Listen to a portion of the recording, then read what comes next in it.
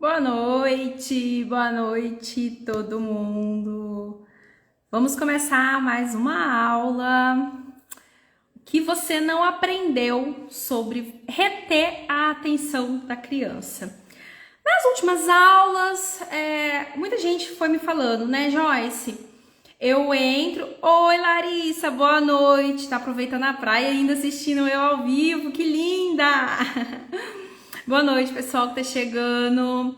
Bom, nas últimas aulas, eu vou direto ao ponto que vocês sabem que o nosso tempo é bem curtinho. Vocês estão conseguindo me ouvir bem? Tá um áudio bom? Tá conseguindo me ouvir? Como é que faz? Me conta aqui. Boa noite, pessoal que tá chegando. Eu já tava indo direto pra aula e esqueci de perguntar como é que tava o áudio. Vamos lá, me contem.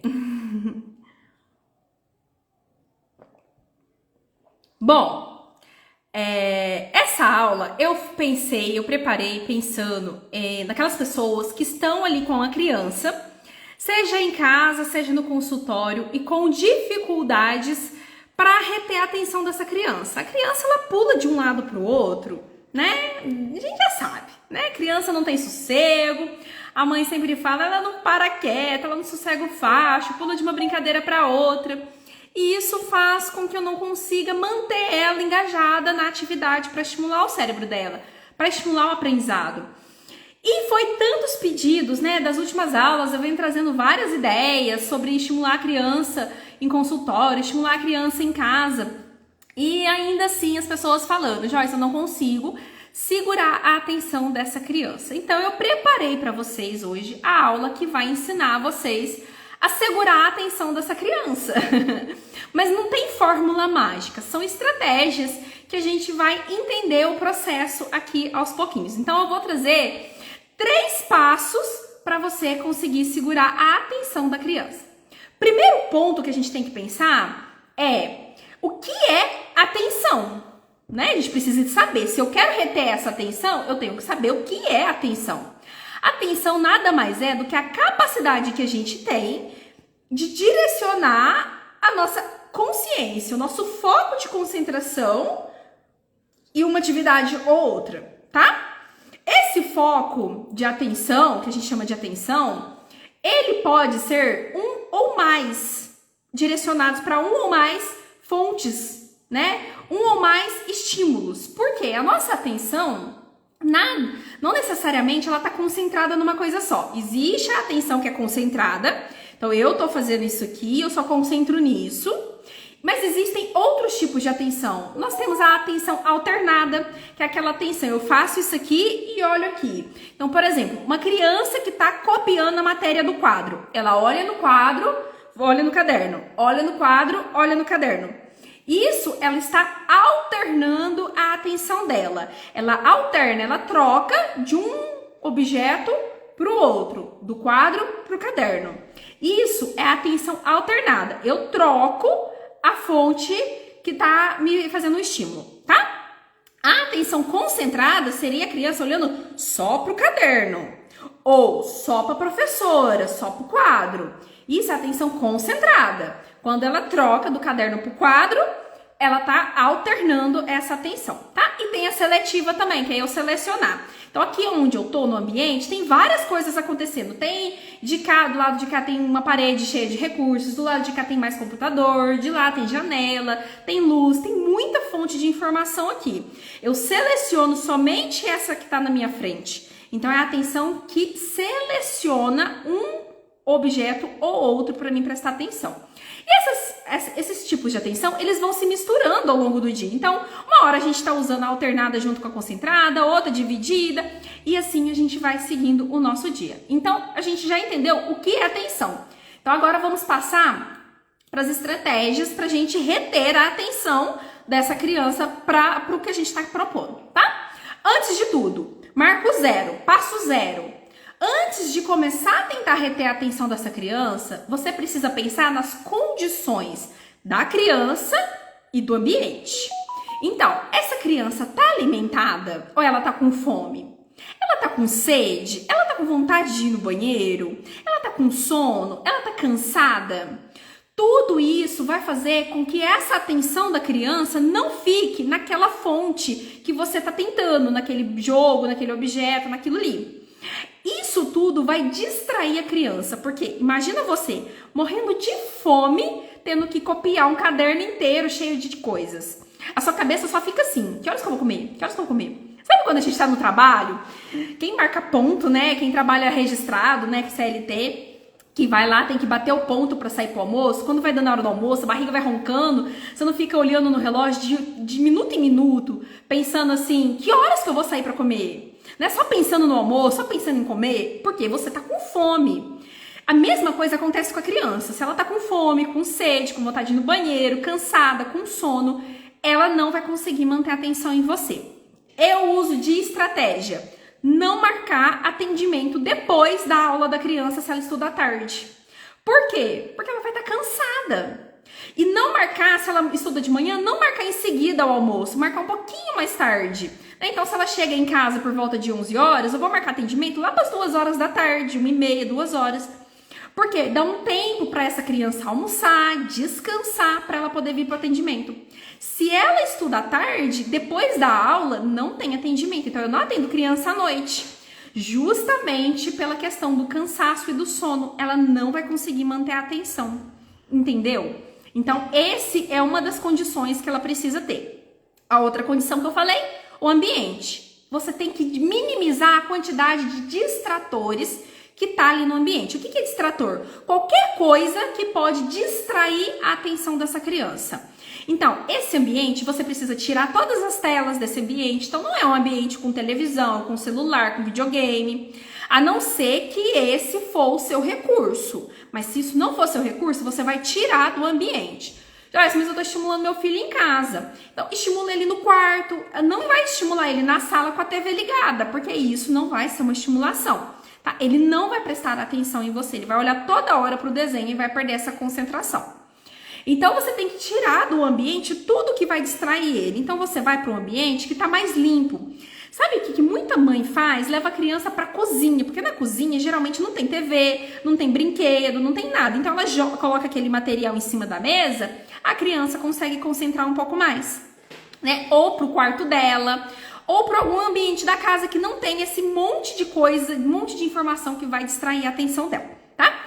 No consultório, o que eu faço? Eu tiro tudo do consultório. Então, no consultório onde eu atendo, tem balanço, tem pula-pula, tem um monte de jogo, tem um monte de caixa com jogos. Eu tiro tudo antes de ir atender. Então, eu guardo tudo numa outra salinha. E a hora que a criança entra, só tá dentro da sala os recursos que a gente vai usar na sessão.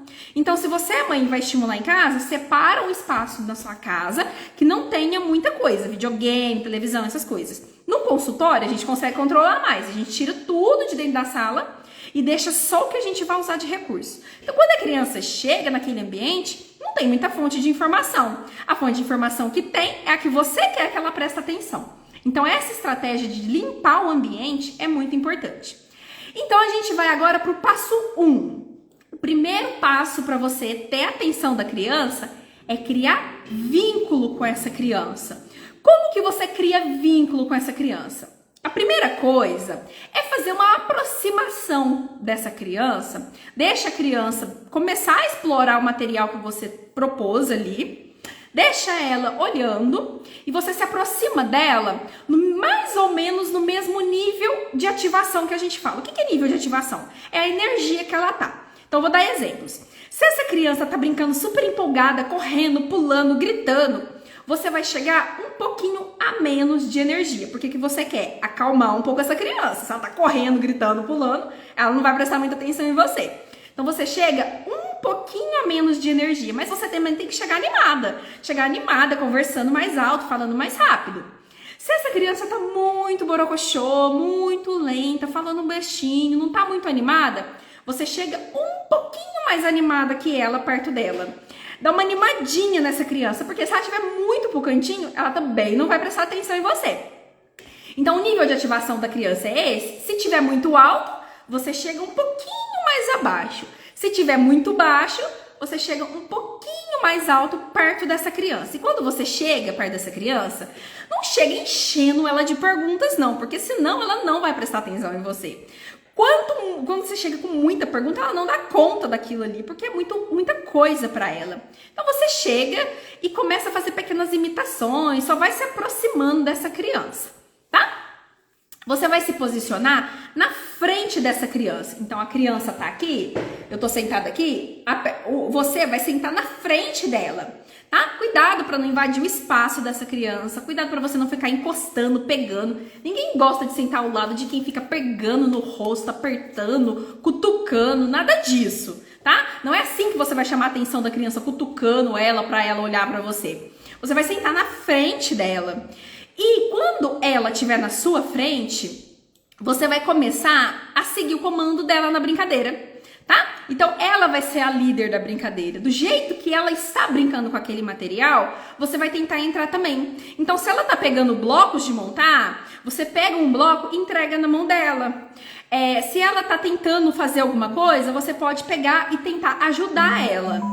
Ah, Joyce, mas não era isso que eu queria, né, pra estimular. Não foi isso que eu pensei. Ela tá brincando de uma forma diferente.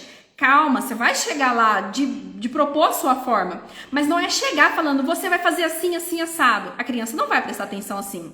Ela já tá engajada na brincadeira, você chega e deixa ela comandar um pouco essa brincadeira, tá? Então, presta muita atenção se você não tá falando muitas palavras. Então, por exemplo, crianças muito pequenininhas que estão falando uma palavrinha, você fala duas palavrinhas, então frases com duas. Se a criança fala só uma palavrinha, você vai falar como? Cadê o bloco? Ali o gatinho. Duas palavras a sua frase. Ah, ela já fala duas palavras, você vai falar 3 palavras. Se ela fala 3 palavras, você pode falar até 4 palavras e ir aumentando uma palavrinha a mais do que ela consegue. Isso para crianças pequenininhas, tá? Para crianças maiorzinhas, você vai poder falar frases completas. A diferença é que você não vai ficar falando um monte de frase, um monte de pergunta seguida. Você vai falar uma frase, vai dar uma pausa, vai falar outra, vai dar uma pausa. Quando você quiser fazer pergunta, você faz uma pergunta, espera ela responder primeiro, para depois você fazer a segunda pergunta, tá? Porque se você enche a criança de frases muito grandes, de perguntas, de textos, ela não vai prestar atenção em você. Então, esse é o primeiro passo. Você se aproxima mais ou menos no nível de atividade que ela tá, respeita o espaço dela, mas se senta na frente dela e vai entrando da brincadeira devagar. Você pode fazer imitação de sons. Então, se ela tá brincando com o carrinho, a hora que ela levar o carrinho pra frente, você faz assim, ó, vrum, né? Aí ela tá brincando com uma bonequinha, a hora que ela faz algum movimento, você faz toque, toque, toque, toque. Vai fazendo esses sons de imitação. Aí ela tá com o gatinho na mão, você começa a imitar o gatinho. Porque ela vai começar a prestar atenção em você, que você tá narrando algo que ela tá fazendo. Ela tá interessada naquilo e você tá fazendo como se fosse os sons do ambiente daquilo, tá tornando aquilo mais real pra ela. Então se ela tá com o gatinho na mão, você começa a imitar o gatinho, ela começa a prestar atenção em você. Entendeu? Então, narre a brincadeira para a criança nesse primeiro momento de vínculo. Então, o primeiro passo é construir o vínculo com a criança. O segundo passo, e a gente vai caminhando aqui, é você seguir a liderança dela. Então, você vai entrar na brincadeira dela. Você já começou narrando ali as coisas para ela, você começa a pegar um objeto e entregar na mão dela. Aí ela vai começar a ver você como se fosse um parceiro de jogo. Assim, você se torna parceiro de jogo dessa criança. E quando você se torna parceiro de jogo da criança, ela vai querer colocar você na brincadeira. Inclusive, quando você começa a repetir isso muitas vezes durante a sua semana, você vai começar a notar que a criança começa a te chamar para brincar com ela. Porque você é um parceiro de jogo dela, você vai no interesse dela, você não exclui o que ela tá interessada, né?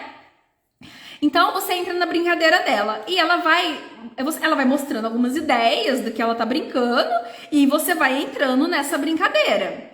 Geralmente, o que acontece? Nós, adultos, chegamos na criança com um jogo e a forma já pensada de jogar isso para estimular o cérebro, do jeito que a gente planejou, lindo, maravilhoso. Mas esse planejamento, ele tem que ser aos poucos, né? E inserir esse planejamento na rotina da criança tem que ser aos poucos. Porque senão a criança vai detestar, ela vai empurrar você pro lado, você vai sentar na frente dela, ela vai virar de costas para você, e aí não tem brincadeira, porque ela não tá interessada. Ao invés disso, você vai entrar no mundo dela, do jeito que ela tá brincando. E aí sim, depois de entender como que ela tá brincando, você vai pro terceiro passo, que é começar a inserir aos poucos as suas ideias. Porque depois que você se torna parceiro de jogo, como que é um jogo em parceria? Um dá uma ideia, o outro dá uma ideia, aí volta dá uma ideia, aí volta da outra ideia. Não é um troca? Mas para você fazer essa troca, primeiro você tem que se tornar parceiro de jogo. E você se torna parceiro de jogo criando o vínculo e seguindo a liderança da criança. No momento que você se torna parceiro de jogo, a gente entra na fase 3, que é os ganchos motivacionais, que agora sim você vai começar a inserir o que você quer nessa brincadeira com a criança. Então, você vai começar aos pouquinhos falar, vamos fazer assim? O que você acha de fazer assim? Aí ela vai brincar daquele jeito, aí ela vai aceitar, experimentar aquele jeito. Se ela não gostar, ela vai voltar pro jeito dela. E aí você brinca um pouquinho do jeito dela e volta. Então vamos fazer assim? O que você acha de fazer assim? Não é nada assim, você vai fazer, nada no imperativo, sabe? Você vai no sentido de, você topa? O que você acha? Convidando a criança a fazer a brincadeira dessa forma que você está propondo. Nesse convite, ela vai se sentir mais propensa a aceitar esse convite. E se você volta, quando ela volta para a brincadeira dela e você volta a brincar com ela, ela entende que você é parceiro de jogo. Então ela troca com você. Você joga um pouquinho do jeito que ela quer, ela joga um pouquinho do jeito que você quer. Isso é parceria de jogo. Então, nesse troca-troca, você consegue convidar a criança para brincar daquele objeto do jeito que você planejou. Quando ela volta pro jeito que ela tá querendo brincar, você brinca um pouquinho, convida ela de novo pro seu jeito. É mais fácil dela vir pro seu jeito quando você também aceita brincar do jeito dela. Porque é uma parceria, é uma troca. Então, brinca um pouquinho de um jeito, brinca do seu jeito. Volta pro que ela quer, volta pro que você quer. E assim vai construindo essa parceria. Então, ao invés de forçar uma brincadeira com ela, você sutilmente vai inserindo devagarzinho nas suas ideias, dando dicas, vamos fazer assim, o que você acha assim, não sei o quê. Aos poucos, a hora que a criança perceber, vocês estão brincando dentro do seu planejamento, dentro do que você propôs, tá? Mas é sutil essa entrada ali, depois que a criança tá engajada com você. E você também tem que pensar na escolha dos recursos e dos materiais, tá? Não adianta nada você limpar um ambiente igual a gente falou, preparar tudo e dar recursos e materiais que a criança não tem nenhum interesse. Então, você sabe que aquela criança detesta a bola. Você leva a bola, ela não vai se interessar. Joyce, mas eu preciso trabalhar a motricidade, que ela precisa aprender a chutar, que ela não tá chutando, ela tá no desenvolvimento ainda. Beleza, então vamos pensar em outras estratégias para que junto com a bola tenha coisas do interesse dela, tá? Você precisa ter os ganchos motivacionais. O que é gancho motivacional? É aquilo que a criança gosta, é aquilo que ela tem interesse.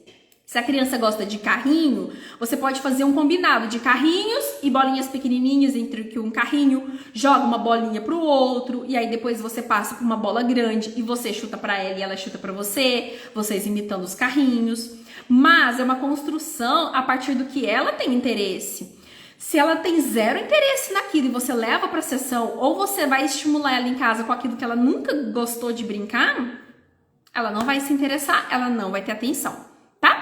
Então, é pensar nisso, no que ela tem interesse, no que ela geralmente gosta. E o interesse não é só o objeto, é o estilo da brincadeira. Então, você já viu que ela tem um estilo de gostar, de imaginar?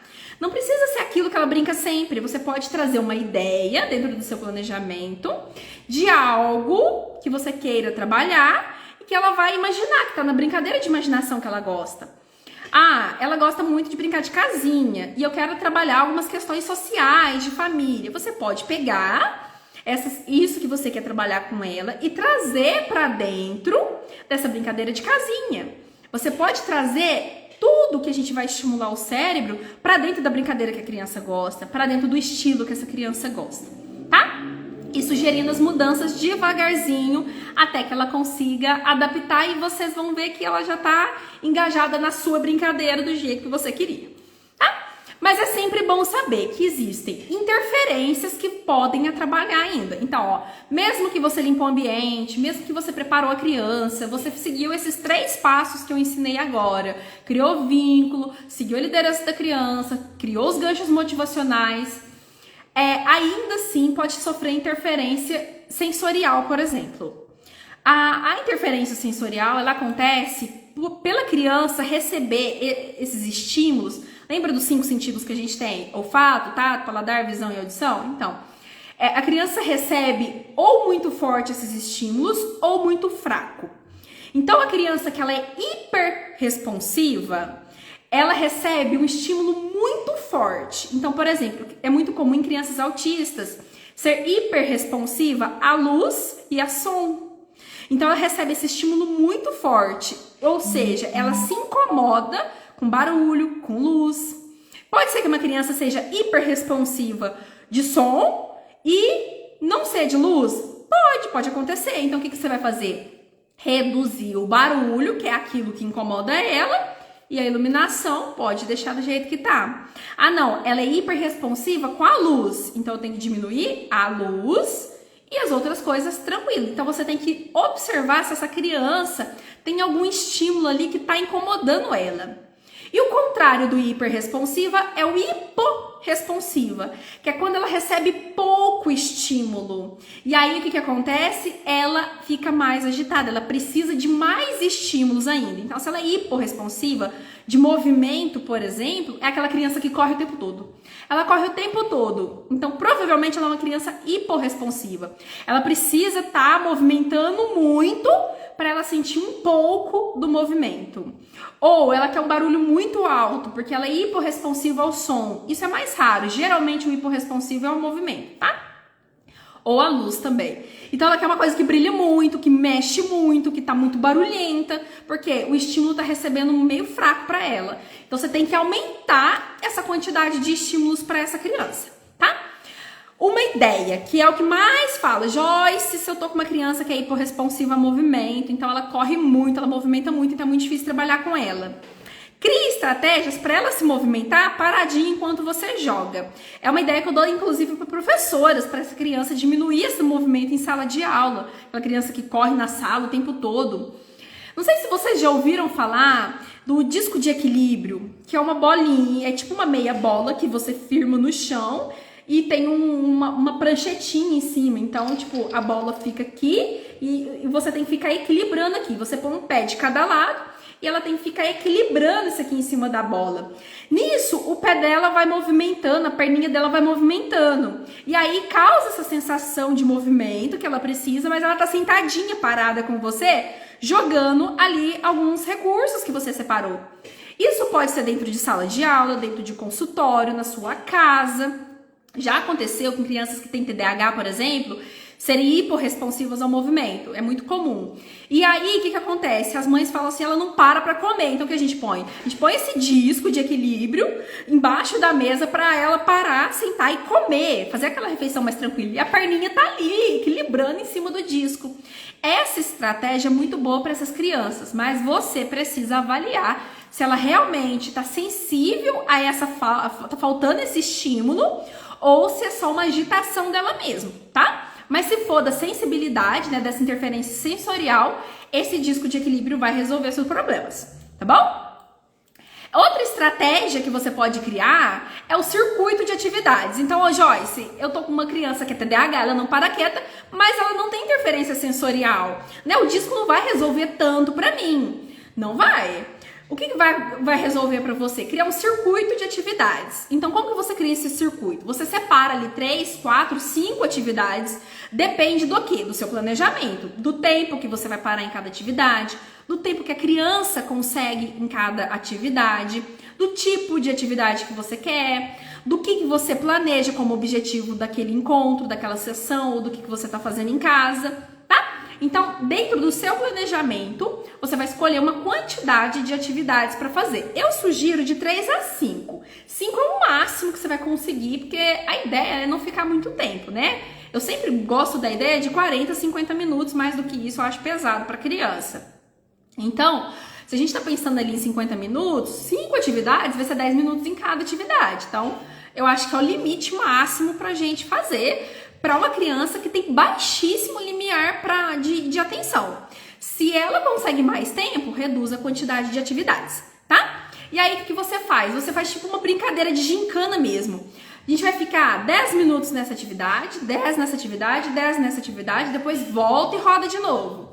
E aí ela vai ter que fazer durante aquele período todas as atividades. E aí você põe o cronômetro rodar, a criança fica super empolgada que tá rodando o tempo ali, ela quer brincar com aquilo às vezes, ou ela quer trocar e ela fica ansiosa, mas isso vai ser manejado ali na primeira atividade, e depois ela já vai pegar o jeito e vai ficar com você. Então você brincou a primeira atividade, o sinal tocou, você troca para a segunda atividade. Tocou, troca para a terceira. E assim você vai no troca. Você passa várias atividades dentro daquilo que você planejou e a atenção da criança ficou com você, porque ela conseguiu rodar dentro dessas atividades. E aí, o que você vai fazer? Se você está no consultório atendendo ela toda semana, a cada semana você aumenta um pouquinho o tempo em cada atividade. Vai diminuindo a quantidade de atividades, vai aumentando o tempo dentro dessa atividade, tá? Então, se você estava ficando 10 minutos, você passa a ficar 12 minutos. Se você está ficando 12 minutos, passa a ficar 15 minutos. E assim você vai esticando o tempo da atenção da criança. Mas, para a gente esticar o tempo da atenção da criança, a gente precisa entender também os níveis de atenção dela, tá? Então, de 0 a 1 ano, é esperado que a criança seja extremamente distraída.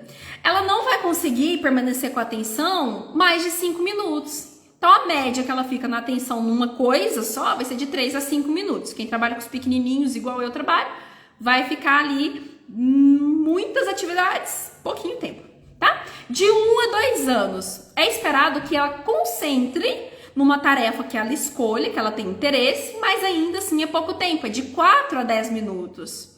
De 2 a 3 anos, ela já começa a focar um pouco mais nas atividades, só que ela não consegue trocar o foco. Então, nesse circuito, ela ainda não consegue fazer. Ela só vai conseguir fazer se o adulto ajudar ela. Então, o adulto tira a atividade e coloca outra, tá? E vai durar aí mais ou menos de 6 a 15 minutos a atenção dela. De 3 a 4 anos, essa criança já consegue focar numa atividade e sozinha ela já consegue trocar de uma atividade para outra. E a atenção dela vai durar de 8 a 20 minutos. E aí, de 6 anos, ela já consegue, né, fazer as trocas da atividade, vai durar de 10 a 30 minutos, e a partir dos 10 anos que vai durar de 20 a 50 minutos.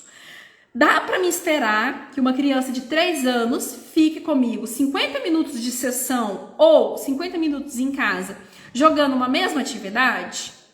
Não dá. Não dá porque o cérebro dela não é preparado para isso. Por isso que eu trouxe essa informação aqui para vocês, porque muitas vezes o que acontece, principalmente com mães quando vai estimular o filho em casa, fala, nossa, mas eu preparei uma estimulação tão linda, eu planejei igual você ensinou, Joyce, mas meu filho não ficou 50 minutos, ele ficou 10. Aí, né, eu vou investigar, a criança tem ali 2, 3 anos. Não é esperado que ela fique 5 minutos mesmo, não? Ah, mas a criança de 6 anos, ela é grandinha, né, ela tá indo pra escola já, ela ainda não consegue 50 minutos. Ela vai conseguir ali até uns 30 minutos, tá? Então, a gente precisa entender os tempos de atenção, os níveis de atenção que essa criança consegue de acordo com a idade dela. Só a partir lá dos 9, 10 anos que ela vai ter essa atenção de até 50 minutos que nós propomos para os adultos também. Joyce, mas eu sou adulta, eu presto atenção mais do que 50 minutos. Quando você tá ali trocando, alternando atividades. Não é? Você está trabalhando, você não está concentrado numa coisa só. Você alterna entre uma coisa e outra, né? Então, isso é comum também. A gente alternando entre uma coisa e outra, a gente fica um monte de tempo numa atividade que parece ser a mesma, mas não é a mesma. Quando que a gente fica muito tempo, além disso, numa mesma atividade, a gente chama de hiperfoco. Então, eu hiperfoquei aqui. Eu estava mais cedo construindo uma parte de um curso que vai ser aberto para vocês em novembro. E aí, eu fiquei 2 horas ali concentrada só naquilo. A hora que eu vi, já tinha passado 2 horas, eu nem prestei atenção. O que aconteceu? Eu entrei em hiperfoco. Isso também não é normal da atenção. Então, da mesma forma que não é normal eu me distrair toda hora, não é normal eu ficar com hiperfoco, tá? Às vezes a gente acha que o hiperfoco é uma coisa muito boa, mas na verdade não é. É algo que é um distúrbio da atenção também. Tá bom? Então, o normal é eu ficar uma média de 50 minutos. Por isso que as aulas das escolas, né, aquela, bate o sinal e troca de professor de 50 em 50 minutos, para poder dar um descanso pro cérebro. A gente faz turnos quando a gente vai estudar para concurso, por exemplo, quando a gente vai orientar vestibulando, de fazer trocas de matérias, trocas de tipo de estudo a cada 50 minutos, porque isso melhora a concentração. E melhora mesmo, porque o seu cérebro trocou a atividade, ele volta a prestar atenção. Manteve a mesma atividade? Pode olhar no seu trabalho, quando você vai ficando muito tempo numa atividade só, a sua atenção vai diminuindo pro final. Se você mudar o jeito ali, da posição que você tá, ou o tipo de atividade, a atenção ela volta, tá bom? Então, ó, só para recapitular aqui, a gente falou hoje na aula sobre o que é a atenção, os tipos de atenção que a gente tem, como que você começa preparando as condições da criança e do ambiente. O primeiro passo, vínculo. Segundo passo, seguir a liderança da criança. Terceiro passo, os ganchos motivacionais. Entendemos quais interferências, que principalmente a sensorial, que pode atrapalhar. Criamos uma estratégia tanto para interferência sensorial quanto para interferência que não tem questão sensorial. E aprendemos os níveis de atenção. E vamos fechar a aula de hoje desta forma. E vou fazer o seguinte, foi muito conteúdo. Eu vou enviar um PDF com resumos, tópicos dessa aula aqui para quem me chamar inbox, tá? Me manda agora, eu quero o resumo da aula no inbox do Instagram, que eu vou mandar para você o PDF com esse resuminho, com os tópicos, o meu guia aqui que eu sempre uso, que eu conto para vocês que eu faço um guia e um mapa mental. Então quem quiser pode me chamar inbox que eu vou mandar. Mas vai valer só para quem mandar hoje. Eu vou responder para vocês amanhã, mas só vai valer para quem me mandar hoje, tá bom? Quarta-feira que vem nós temos aula ao vivo, já tá programado mais uma aula que vai trazer ideias para você aplicar em sala de aula, em consultório ou em casa para trabalhar com crianças, tá? Então, quarta-feira, 7h27 da noite, eu tô ao vivo com vocês de novo. E quem é meu aluno lá do Clube de Negócios, bora pra aula que eu já tô encerrando aqui e tô indo pra aula com vocês. Beijo, gente. Tchau, tchau.